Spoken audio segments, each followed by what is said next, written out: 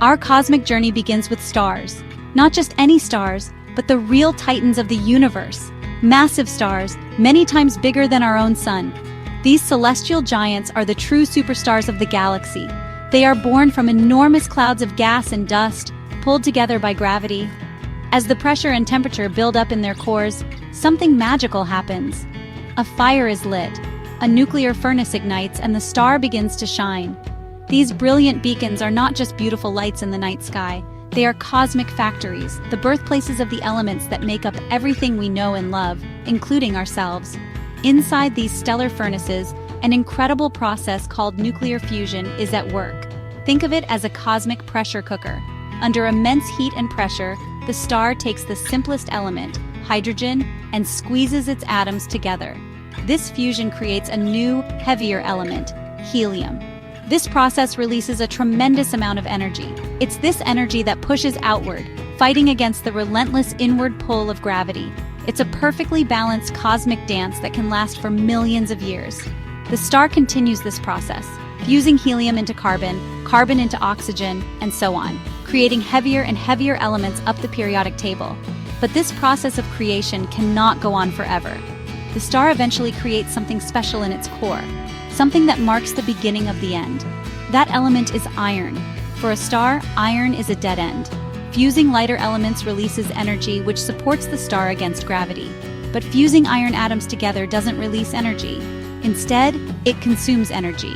The star has spent its entire life creating elements, and now it has produced a poison pill right in its own heart. The furnace goes out. The outward push of energy stops. With the nuclear furnace shut down, gravity finally wins the long-fought battle. There is nothing left to hold the star up. The iron core, which was once the star's foundation, now becomes its downfall. In less than a second, the core collapses under its own immense weight. The outer layers of the star, which contain trillions of tons of material, suddenly have nothing to stand on. They come crashing down toward the center at incredible speeds, reaching a fraction of the speed of light. The star that once lit up the cosmos is now on the verge of its own spectacular demise. The collapse of the star's outer layers is catastrophic. As they slam into the now incredibly dense core, they rebound. This rebound creates a shockwave of unimaginable power. The shockwave tears through the star, blasting its outer layers out into space in a brilliant, violent explosion. We call this a supernova.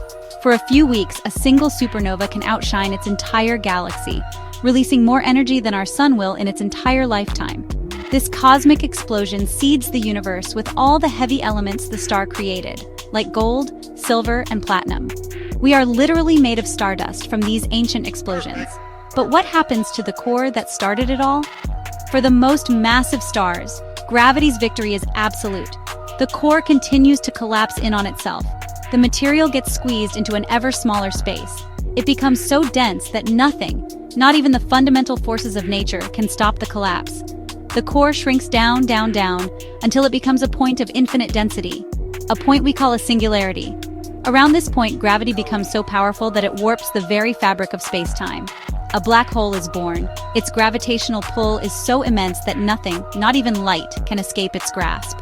A black hole has a boundary called the event horizon. You can think of it as the point of no return. If you cross the event horizon, you can never leave. It's not a physical surface you can touch, but a boundary in space-time itself. Once you're inside, all paths lead to the singularity at the center. The laws of physics as we know them break down there. It's a place where space and time are twisted beyond recognition. The universe has created a one-way door, a place from which no information can ever escape to the outside world. These stellar black holes born from the death of massive stars are the common type. They are usually a few times the mass of our sun. But the universe also makes monsters. At the heart of nearly every large galaxy, including our own Milky Way, there lurks a supermassive black hole. These behemoths are millions or even billions of times the mass of our sun. We don't know for sure how they get so big, but it's likely they grew over cosmic time by swallowing stars, gas, and even other black holes. They are the gravitational anchors of their galaxies. So, if black holes are truly black, and no light can escape them, how do we know they're even there? It's a great question. We can't see them directly, but we can see their effects on the space-time and the stuff around them. We are cosmic detectives, looking for clues. One of the best ways to find a black hole is to watch the stars nearby. If you see a star orbiting around an empty spot in space, moving at incredible speeds, you can bet there's something massive and invisible there, pulling on it. By measuring the star's orbit, we can calculate the mass of the unseen object. If it's massive enough, it's a black hole. Another way we find them is by looking for the chaos they create. Sometimes, a black hole has a companion star. The black hole's powerful gravity can pull gas and dust from its companion. This material doesn't fall straight in. Instead, it spirals around the black hole, forming a flat, spinning disk called an accretion disk. As the material gets closer to the event horizon, it gets superheated by friction and starts to glow incredibly brightly. It releases powerful X-rays that we can detect with space telescopes. We see the glowing, screaming disk of matter just before it takes its final plunge into darkness. Sometimes black holes collide. Imagine two of these cosmic monsters spiraling toward each other. As they merge, they create ripples in the fabric of space-time itself. These are called gravitational waves. Einstein predicted them over a century ago with his theory of general relativity. In 2015, we finally built instruments sensitive enough to detect these faint ripples traveling across the cosmos. By listening to the sound of these cosmic collisions, we can learn about the black holes that created them. It's like hearing the universe's drumbeat, a new way to explore the cosmos. So, while we can't take a picture of a black hole itself, we can build a very strong case for its existence. We look for the gravitational dance of stars, the hot glow of an accretion disk, and the faint ripples of gravitational waves. Each piece of evidence is a clue. When you put all the clues together, the conclusion is inescapable. The universe is filled with these dark, mysterious objects. They are hidden in plain sight, shaping the galaxies we see and challenging our understanding of reality itself. Black holes have captured our imagination, but they've also led to some big myths. One of the most common is that black holes are cosmic vacuum cleaners, sucking up everything in the universe. That's just not true. A black hole's gravity is powerful, but only up close. If you replaced our sun with a black hole of the same mass, Earth and the other planets would continue to orbit it just as they do now. We wouldn't get sucked in. You have to get very close to a black hole, crossing its event horizon, to be trapped. They don't just go around gobbling things up randomly. Another myth is that black holes are portals or wormholes to other universes. While it sounds like great science fiction, there is no evidence to support this.